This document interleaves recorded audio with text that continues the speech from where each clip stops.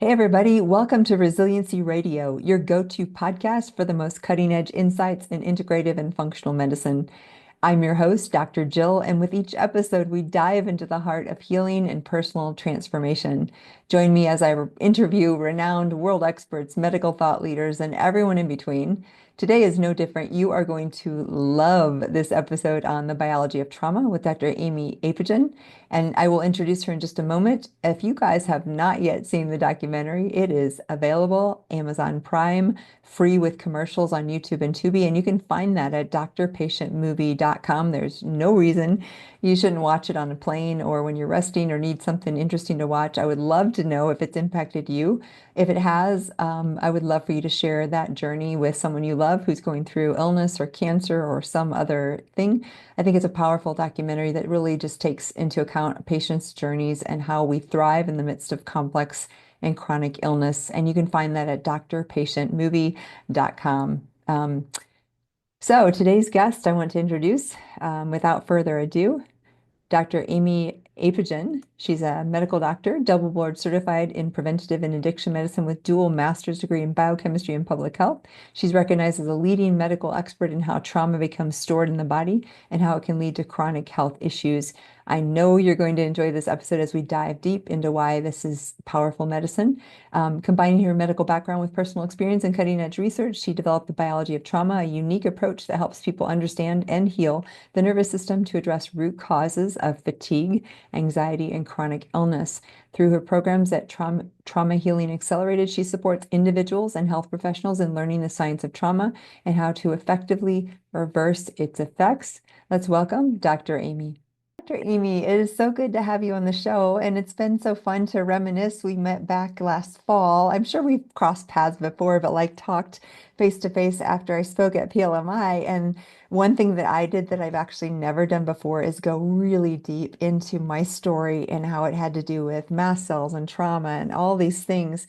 And as we know in functional medicine, there is a root cause, right?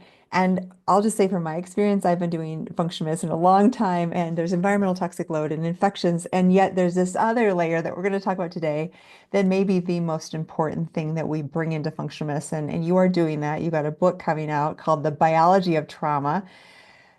Let's talk trauma. Why don't you tell us your story? Like, how did you get to be writing this book? How did you get to be interested in trauma? And why is it maybe the most important thing that people are dealing with right now? I love that you see it that way, Jill, because not many practitioners see that. And yet so much of my journey is also coming to that awareness and then it completely changing my career path. So I was on a conventional medical career path. In fact, I did 4 years of general surgery Wow. before I was like, no, I really need to be doing trauma Yeah. work, Yeah. trauma in medicine. And it really changed for me when I foster adopted. And it was just after finishing my master's in biochemistry. And I had a few months free before jumping into the third year of medicine. I was attending Loma Linda University for medical school. And I thought, I really want to make a difference in my life. My father was adopted. Let me be a foster parent. I had no idea what I was getting myself into, Jill.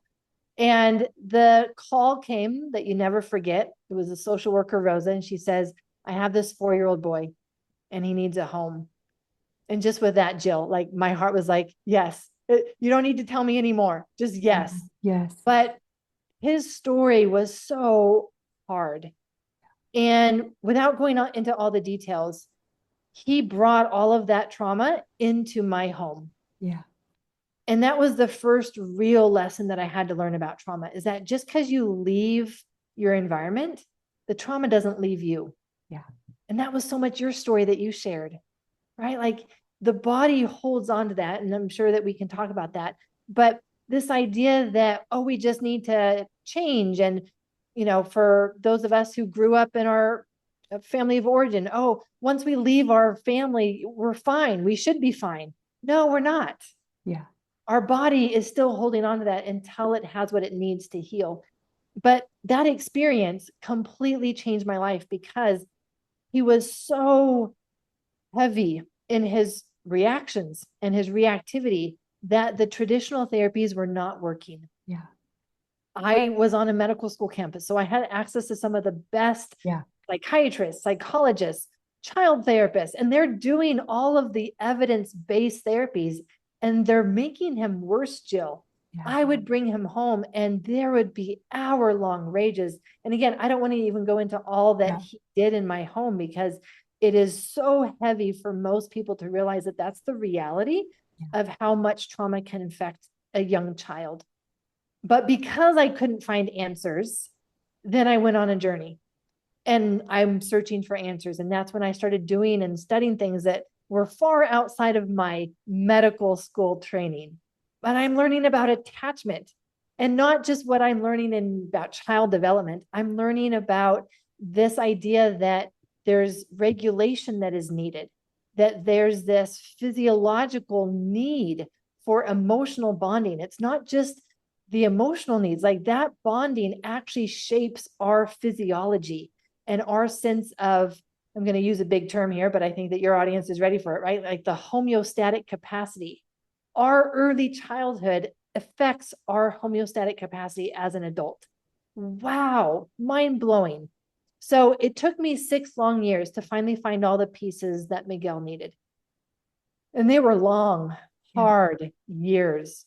But when all of those pieces came together for him, to see that transformation in him and him being able to go from someone who was so afraid to open up to me, someone that was so guarded and defiant in the face of love, that he was never going to let himself love and be opened up, to being able to look me in the eyes and hold my hand and reach out for my hand, things he'd never been able to do, and actually express gratitude and love. It was such a 180 degree that I'm like, my goodness, anything is possible at this point. But that's just where my journey was starting, Jill. And at that point, I had been through so much. I had neglected myself. I had poured everything into him, poured everything into my patients, my residency. I did not even know that I was living disconnected from my own body.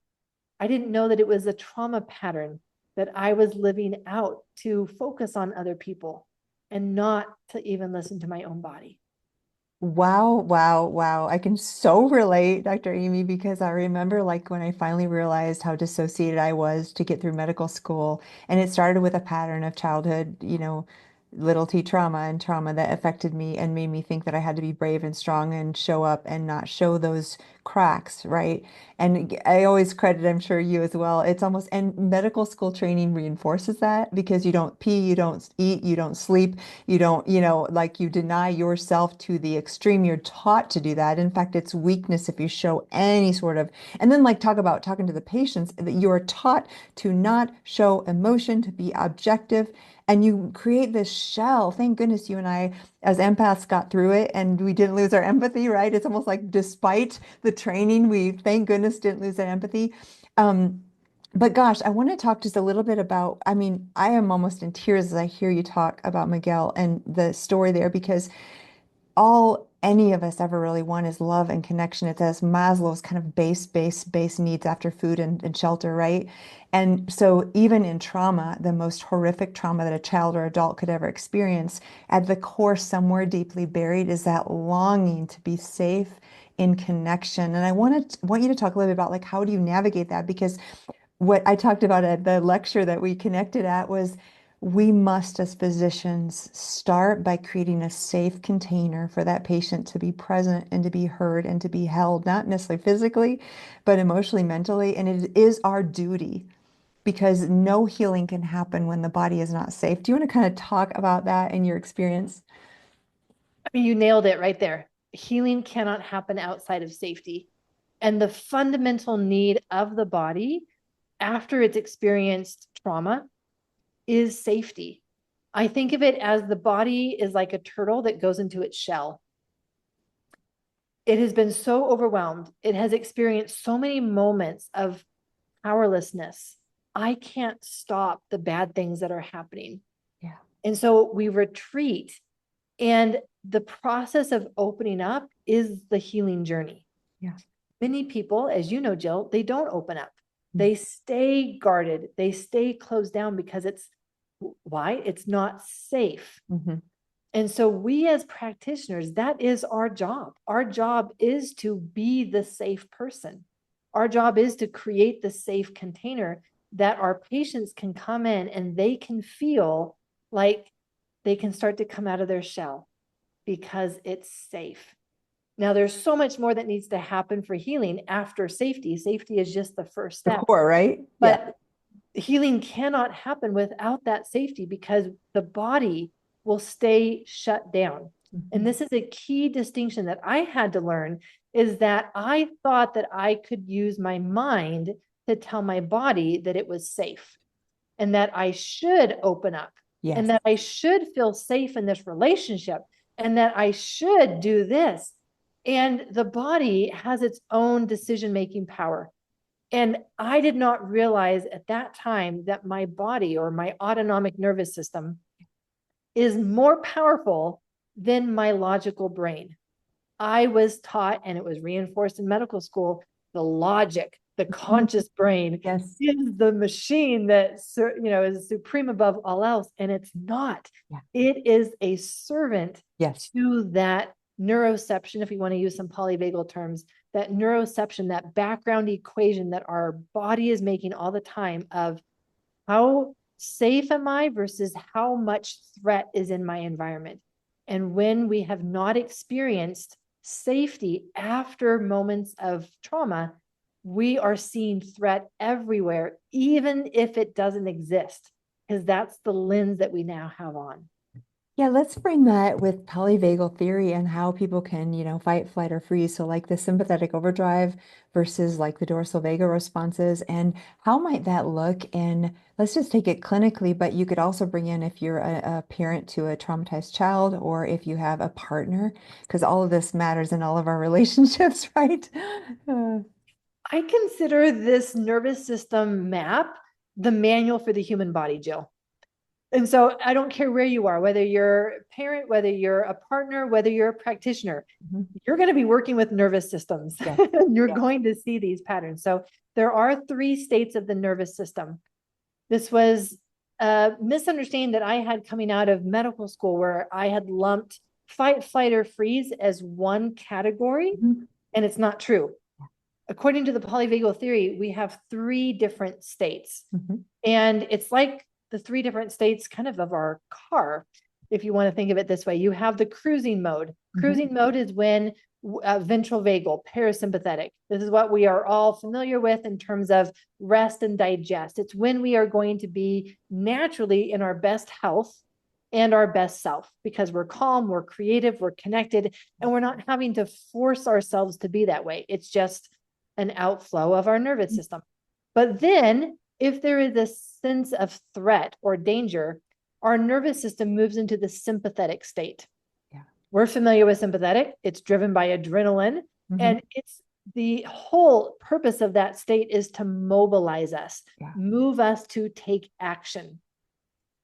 And so there comes this moment where that action becomes inaction. That mobilization becomes immobilization. And we can even use the terms, I become paralyzed. Yes. I freeze. And even though that may not be what happens on the outside, if it's what happens on the inside, that's what defines the change in the state of our nervous system. And so I started learning to look to how I felt inside. Do I feel strong inside, or do I feel deflated inside? Do I feel, let's do this kind of energy, or do I have the energy of, it is so hard to just move and get off the couch right now. Yeah. Where's the cup of coffee? Yeah. And that's how I started to be able to differentiate the 2 states in my body. And what I came to realize was that as a physician, as a resident physician, I was actually most of the time in that paralyzed, immobilized state, but I was over caffeinating myself. I was using exercise. I was using sugar and food in order to push myself through and create the adrenaline to keep me going and then to crash later on. So it's fascinating now to then be able to see this in my patients and the people who come through my courses now, because it's so defining, just asking them, well, how do you feel inside? Yeah. And you can see it in their posture, because if they're in that sympathetic, they're open, because that's what the body does when it's facing a challenge that we think that we can overcome. But the moment that our body, again, our autonomic nervous system says, I don't think we can overcome that problem, it is going to shut us down. And it shuts everything down through that vagus nerve. It shuts down our metabolism. Yeah. It shuts down our uh, repair mechanisms, so that now we have all of these downstream effects happening in our immune system, in our DNA, our epigenetics, our everything is being impacted by this shutdown mechanism that happens in order to help us survive something. It's so profound. And what's beautiful is even if, again, we all have some sort of trauma, and I think it's so powerful for us to think of it that way, is not that we have to compare ourselves to people who've been through rape and war and some of these really horrific things. But the truth is, the more we're actually aware of our own issues and triggers, the more we can show up in the world and be our best selves, whether you're a physician or you're a mother or you're a whatever place that we have where we're being brought. My thought is, as you're describing that, is so interesting because I know before my divorce and before I started dealing with my own trauma, I was exactly as you described. I was over caffeinated, totally like pushed for that getting through medical school. But underneath it all, I'm sure it was much more dorsal vagal kind of shut down because I had to really push. And what we see now in clinic is like these people who are completely adrenally depleted because they pushed and pushed and pushed and pushed and pushed. And I also wonder in hindsight if some of my illnesses, my cancer at 25, my Crohn's at 26, were my body's way of saying, hello, Jill, you're really not taking care of us. We're going to force you to rest because you're not listening, right? And I'm sure you see that in illness. Now, one other thing that I realized is as I started to deal with this, I had trouble sitting still. You're not going to, let's talk about that because I'm sure you can describe. Now I know why, and I've dealt with that, and now I'm able to very much be at ease and still. But what happens when you're so dorsal vagal, and again, you can better describe this, but I'll just talk about my experience. I felt like I was going to die if I was too still, right? Talk about that and why that someone might feel that if they stop moving and doing and going and being, right? Yes. Oh, and I love this because not many people bring that up, Jill. So I don't get to talk about this that often. And there's two aspects that are going on. One is that as we come out of that shutdown place, our body, our nervous system follows the path by which it went into the shutdown. And so it's going to go up into the stress. So if we think about the 5 steps that our body experiences a trauma response, it reached a point where it went through stress, and it reached a peak with the panic. Mm-hmm. And I use the word terror. It reached a point where we felt terror for our life. Yeah. And at that point, our body shuts us down in order to help us survive that. But when we come out of that shutdown, guess where we go? Like, we're going to go through that terror, through that Uh-huh. panic, and into that stress. And there is so much activation. This is why one reason why so many people self-sabotage themselves unknowingly on their healing journey is that they're expecting to just come back into peace and relaxation Yeah. and a sense of safety. They don't realize that no, you're going to have all of this activation as that opens up, and you can go too fast on Yeah. the healing journey. Do not, please do not open things up, meaning open pain, Yeah. fear, trauma, your childhood. Do Right. not open things up too fast, Mm-hmm. because in the process, we don't have the skills to manage those big emotions, Yeah. and it re-traumatizes us because it shuts us back down. The other reason that I see a lot of people, like having a hard time sitting still, Mm-hmm. is because they still have so much of that dorsal, or a term that I've used in the trauma therapy space is functional freeze, Yeah. where we have the dorsal, we have that freeze response, but we've learned to function through it. Mm-hmm. Even though we're limping through life, Yeah. we're still pushing ourselves to limp through life. And so there's this constant sense of, well, if I were to stop, I'd fall back into that low place, and it feels depressing. It feels heavy. I don't like that place. I like to be the high performer. Dr. Amy, that's exactly because I would never describe myself as depressed or even anxious. Like I don't have the depression gene. I'm happy and optimistic. And what happened as I started working through this, I went into this like 2-week period like, this is what it feels like to be depressed. It was so scary. And of course, I got through it, but I totally get that because for the first time, this was like at 40 years old, I felt this heavy sadness. And I was like, ooh, no wonder I'm not still. This is horrible. Exactly. Why would I want to feel Yeah, this way? yeah, It makes sense why I've never yeah, let myself be yeah, still yeah. if this is what I would have felt. So what would you advise? I mean, I got through that. And for me, it was just like I had therapists, I had people surrounding me. I was very supported, good friends. And for me, knowing it was like a wave where I was going to peak and it was going to hit, but I wasn't going to forever go up, up, up, up, up. That's what helped me get through it. And knowing there was an end, but it had to be like logically, like telling myself, oh, this is horrible, but there will be an end. What would you tell or how would you talk to someone if they are working through trauma and actually experiencing some of this? Because as you mentioned, it can be so scary. It was, and that's what I noticed when I was working with my patients. So after surgery, once I decided that I needed to do something different with my life to fulfill my life purpose, I changed my career to preventive medicine and addiction medicine. Wow. And so I started working with all of these patients who had addictions. Mm, And Jill, one of my mentors has been Gabor Mate. He wrote the forward to my book. And he clearly states that it's not asking why the addiction, it's asking why the pain. ah, It's the pain that drives the need to escape. yes. An addiction is just an escape. Hmm. And as I looked at my life, I'm like, oh, shoot, like I use all forms of escape as well. Yeah. No, it's not a substance, Right. but I still escape the reality of my life when I don't like my life. I escape the reality of my body that's unhealthy and I haven't been able to find answers. And yet I'm a physician and I should have answers. Yeah. There's all these elements that I saw myself escaping. But then we look at, well, how does someone actually move beyond the need to escape?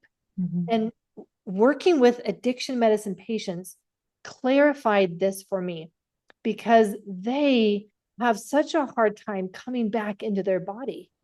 They've gotten so used to being able to escape whenever they want to, however they want to. Yeah. Why would they want to be connected with their body? Why would they want to feel that? And so as soon as they started to feel something uncomfortable, well, they would just go use their substance of choice. Yeah.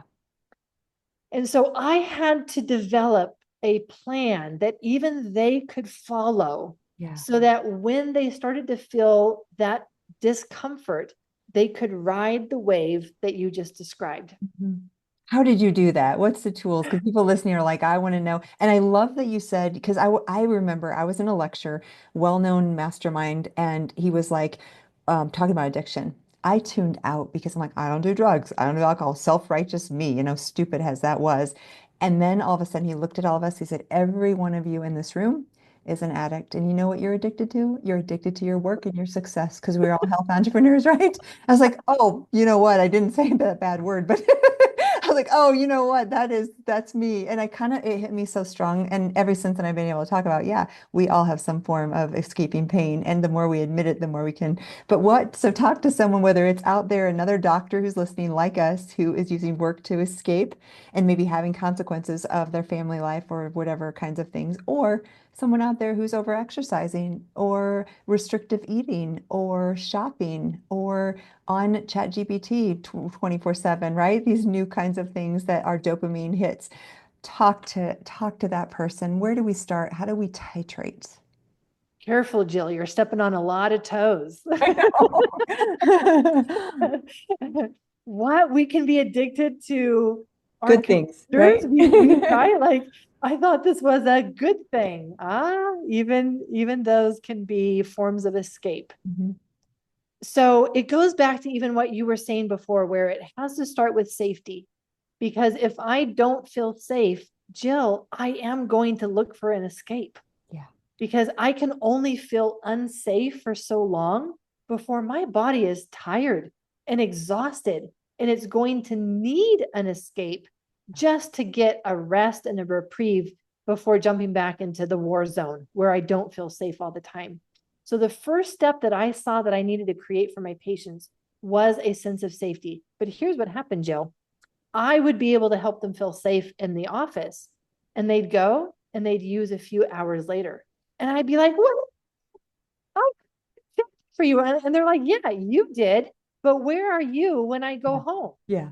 And I was like, oh, you need something to do for yourself. Yeah. You need a self practice that Mhm. you don't need me. Mhm. Because so often the case is that someone experiences, okay, this is feeling unsafe. This is feeling a lot. I'm having a big emotion, or I'm having a memory. I'm having a trigger. Let me call my therapist. Oh, good. I booked an appointment for a week. Yeah. What are you going to do for the next week? Yeah. So I realized, oh, I need to be teaching you how to create safety for yourself. And I need you to be able to do it within a few seconds, because if you can't do it within a few seconds, Mhm. you're going to reach for this other thing that works within seconds. Yeah.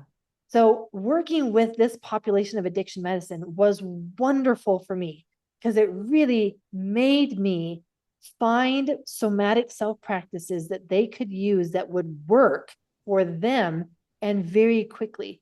So I put together 7 different exercises that I had pieced together for myself as I was going through my trauma therapy trainings.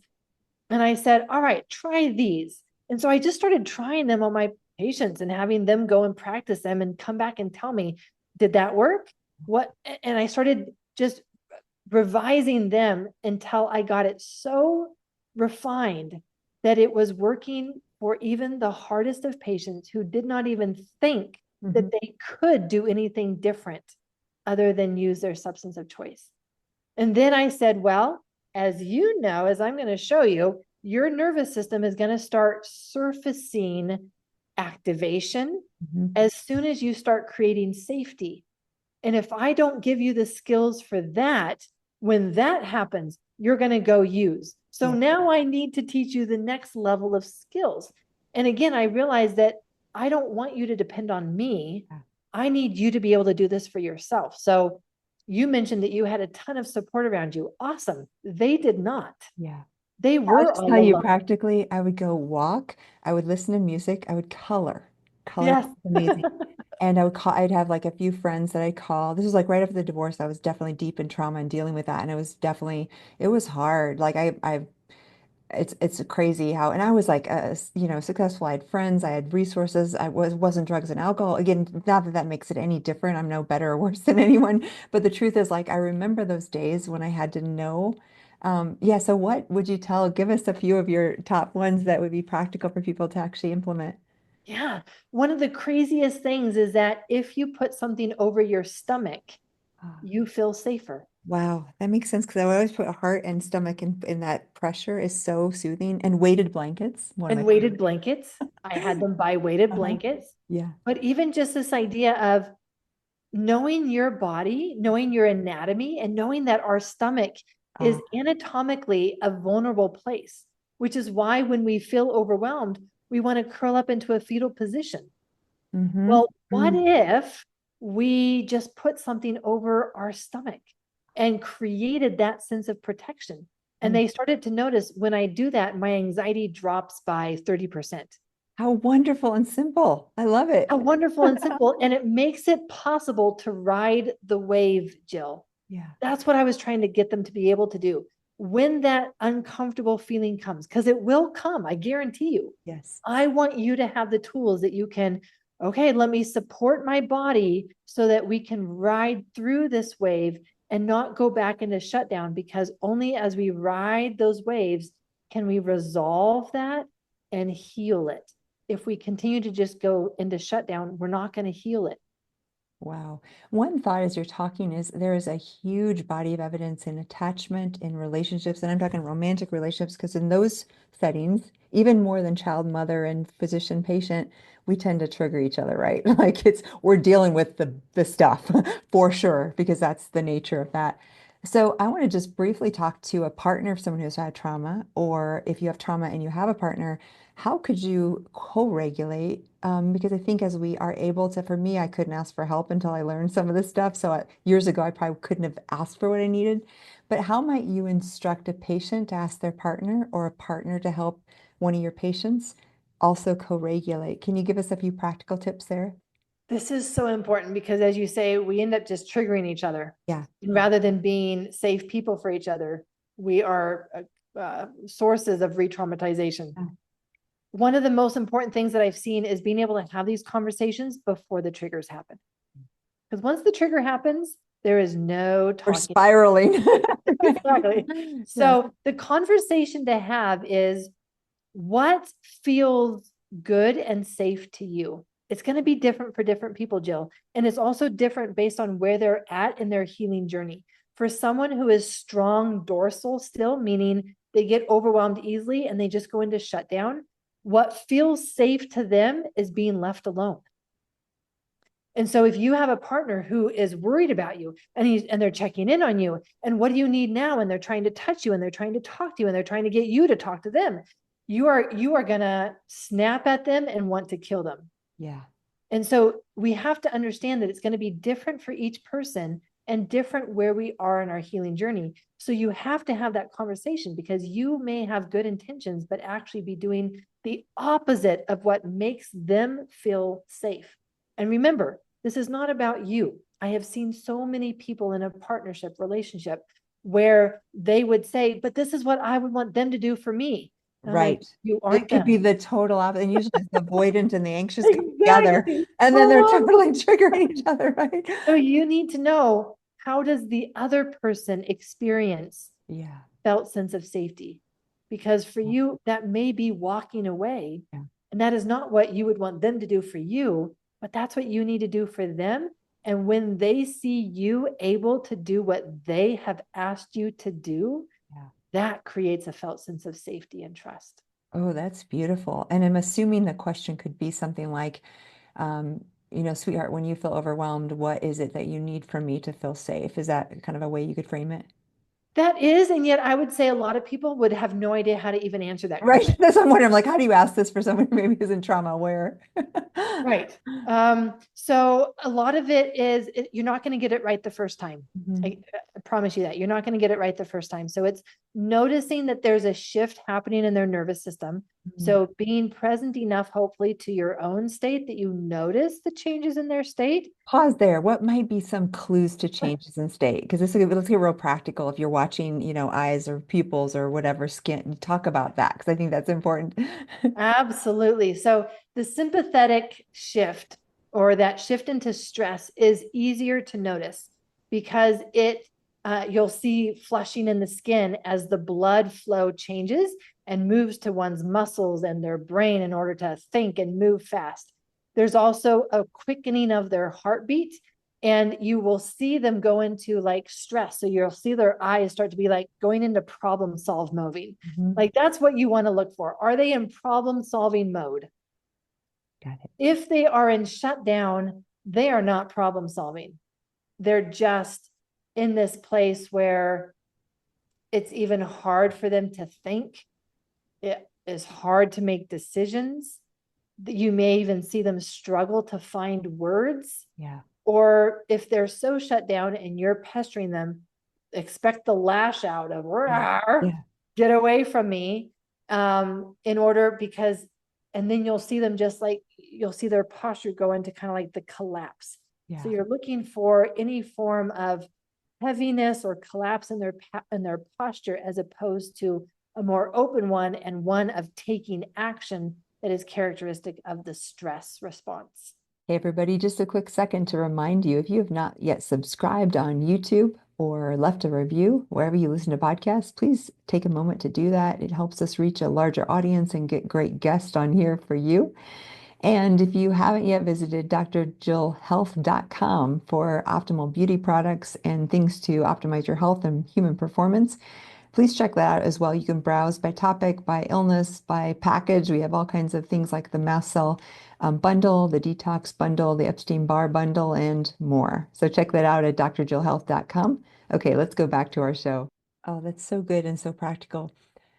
What about one thing that I've learned and I'm still learning is whether it's a friend, a partner, a business associate, or whoever, if I feel a little bit irritable or anxious or triggered, I think often it's important to kind of examine versus us lashing out at someone for, to like look at ourselves because usually there's clues there about why we're triggered and it's usually about us and not about the other person, right?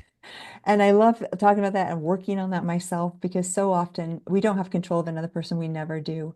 So in a relationship, in a parent-child, in a boss, we can never control that person, but we can always control our own responses. Do you want to talk a little bit about like maybe how someone would notice they're triggered and then how they could ask themselves a question or two to get to a root of why that is? Jill, I still remember the first time that I became aware of that in myself. Yeah. And it happened when I was standing in front of my attending surgeon. I had already been working on understanding my nervous system because I'd already had to go on a medical leave because of my fatigue. And then we discovered autoimmunity. And as I'm coming back, I'm so much more aware of my nervous system states because I've been studying this and mapping them out. So it was fascinating for me now because it's like I could watch myself from a third person observer, Yes. be like, oh, look at her. Oh, there she spirals again. Uh-huh. Yeah, And so it exactly. happened one day. And it was fascinating to watch myself do this and be like, oh, this is what happens. I'm standing in front of my attending surgeon. It happened to be a male. He's larger than me. So I'm looking up at him. And it put me back in that place of being a little girl, looking back up at my dad. And he was getting on my case about something that I had done that he didn't like. And it put me right back into that place of, once again, I've failed my dad and I'm not lovable. And I noticed my whole body changing in front of him. And he's still talking as if Right. he didn't know anything of what's happening inside of me. And I'm standing there, I'm taking it like a big girl because that's what I do. And that's what we've been taught to do. But inside, I crumbled and I could feel myself crumbling. I could feel myself going from that energy of busyness and I'm just trying to get everything done. You know that feeling of being in residency, to just feeling your inner world crumbling, falling like pieces on the floor around you. And I noticed my eyes go down and off to the side. Mm. Wow. And I went numb. Yeah. And I really stopped listening to him. I didn't even know what he was saying at that point because I just was in my inner world and hearing my own thoughts of, you're so stupid, Aimie. I Yeah. can't believe that you're not getting this right. They're going to kick you out of the program. You're going to be the worst doctor in the world. All of these thoughts that I was having, that's what I was hearing. I was no longer even hearing him. And being able to see that and be aware of it for the first time, as if I were watching it happen, it was like, this place feels so familiar. This is the pattern that I've done my whole entire life Yeah. without even realizing it. And what I would have done before is go and eat a chocolate bar, have some coffee because I need the energy. I need Yeah. the Because you pickup. just went dorsal. Exactly. I just dive bombed. I need the Oh, pickup in order yeah. to finish my day and get my job done. And now I was able to see all of those patterns laid out and my coping mechanisms and how I have this freeze response, but how I function despite of it. And it was just like, wow, Aimie, what your body has been through and what you put your body through when it just wants to curl up Yeah. and make it all go away. And it was fascinating for the first time to have that awareness of, this is what's happening and this is what it feels like when this happens. This is awful. Aimie, that is such a powerful, thank you for sharing. And it's so interesting to me because as you share, I'm sure there's many women and men who can kind of relate in some form. And when we're not conscious, we're not conscious. When we're not awake, we're not awake until we're awake. And I always say like my divorce was my awakening because before that I was not conscious of trauma at all. And it's interesting, I don't share this a lot, but I had a very similar experience. I was in the therapist office who does PAC therapy. So she was watching for fight, flight, or freeze in my ex-husband and my bodies. That's her therapy, right? She's watching for this trauma response. And we had tried for months to try to, before the divorce, see if we could patch things up. And she was watching me at one moment and she looked at me. She said, just randomly, I thought, Jill, has anyone ever hurt you? And at that moment, I started falling apart and I was witnessing myself kind of like you did. I started sobbing and weeping, not knowing why. My body knew. And my ex-husband said enough. He said a name from someone in my childhood that had perpetrated abuse He didn't know either, but he had enough sense to think this might be an issue. He just said one name. I completely fell apart on that floor. And as I witnessed myself falling apart, my logical brain was like, Jill, get up. This is so stupid. What's wrong with you? Like, what is going on? This was so weird. And my heart self was like, this is real. I'm not making this up. I could never in a million years make this up. So the therapist saw me completely freeze. I fell apart when it was called out that there could be trauma because I started to remember, my body remembered that there was trauma when I was a child. And what had happened that was so fascinating was my ex-husband was very intense. He wasn't mean. He never abused me. There was nothing like that. But his male, intense gaze triggered this shutdown of the little girl who had no control. And my whole marriage, I realized later, that happened in the marriage, the whole 20 years we were married. He'd look at me with intense, kind of an angry look, although he never hurt me ever. But that male gaze triggered in me the little girl, the 5-year-old who was helpless and abused by a male perpetrator.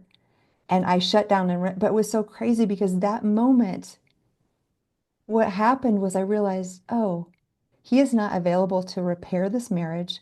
My only choice is to activate, take agency, and file for divorce, which was so bizarre. But literally within 24 hours, I had filed for divorce. And it was a cordial, beautiful thing. There was no anger. But it all took that. And literally that filing agency that I did at the hands of it was re-abuse. It wasn't him doing anything. It was the re-traumatization of me for 20 years literally saved my life and saved like I was able to come out of that trauma. So I really can relate to what you're saying because why I'm saying that so vulnerably to this audience is because I lived 40 years not having a clue of what was happening over and over and over in the marriage. None. And you probably lived for many years in surgery and whatever else, like not realizing. And then when we become awake, we can never go back. And it's a beautiful thing because as we're aware, then we're like, oh, wait, this. And what I thought as you were talking, what I wanted to say to myself and to yourself is, oh, sweetheart, you are good and you are strong and you're worthy of love. And my healing has come from that self-compassion and love that I never had because we had those voices, right? In our heads.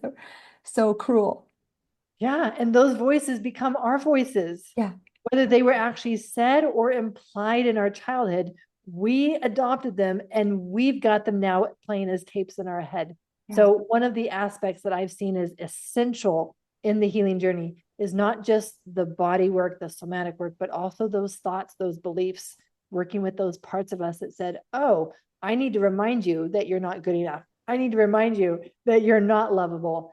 But Jill, as I think back on my career as a physician, there were so many patients who, when I would ask questions along those lines, what happened? They would start crying. And I would ask them, why are you crying? And they would say, I have no idea. Yes, yes, yes. I love that you validate that because even to this day, when I say it, it still sounds so weird. I'm like, what? Talk a little.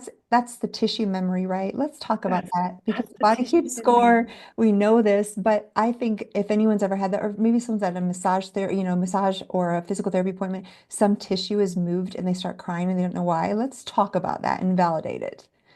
Yes, or if someone comes and gives you a back rub and you have this moment of rest and someone's actually caring for you and you start crying and they're like, why are you crying?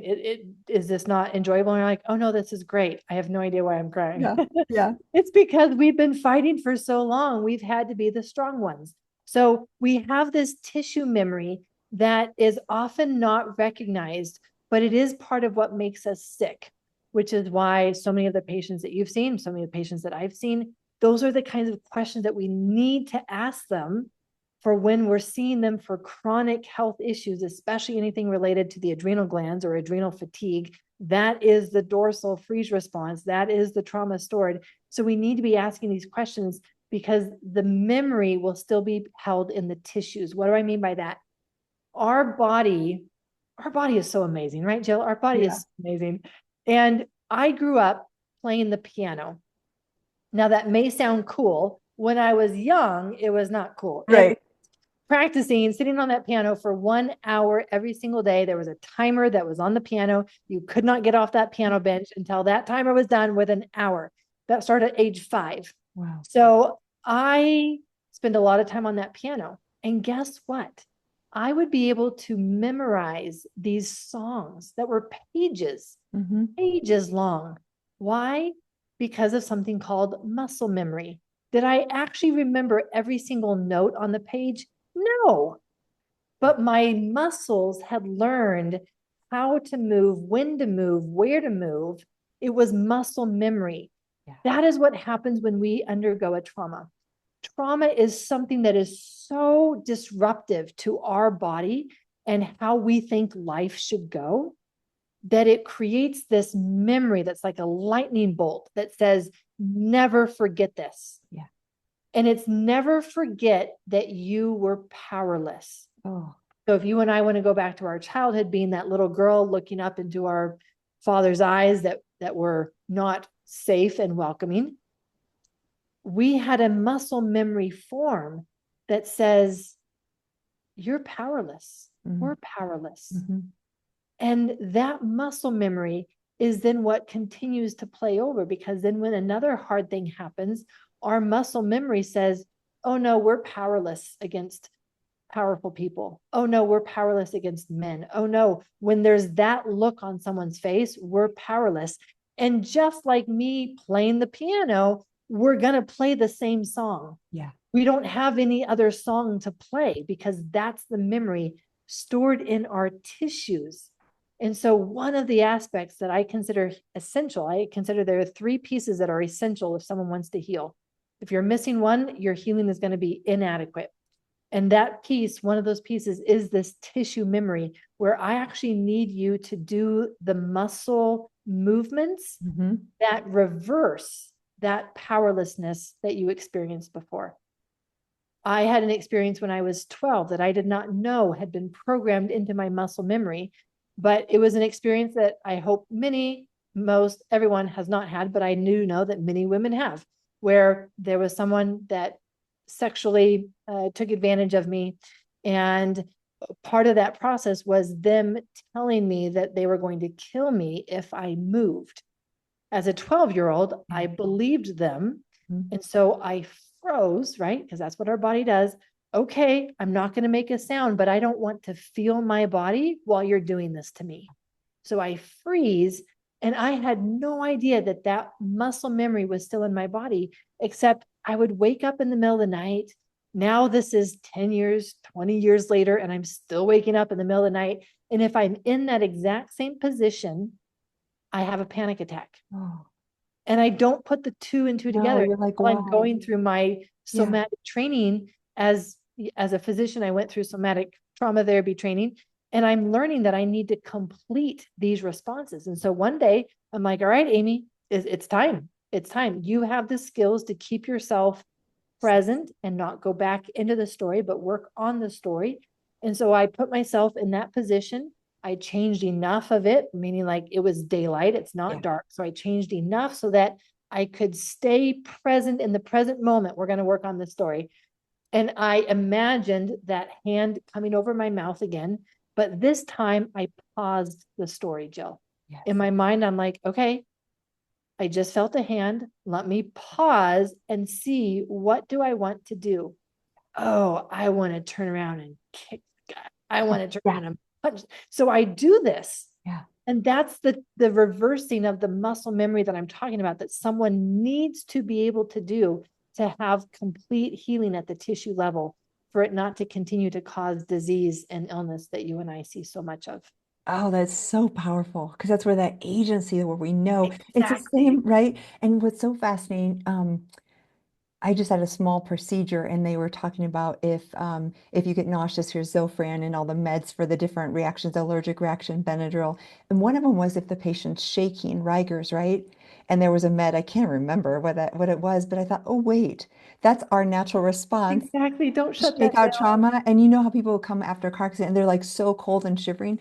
That is our, so I always like make sure people know, if you ever do get in that state, let your body shake, Let your right? body shake.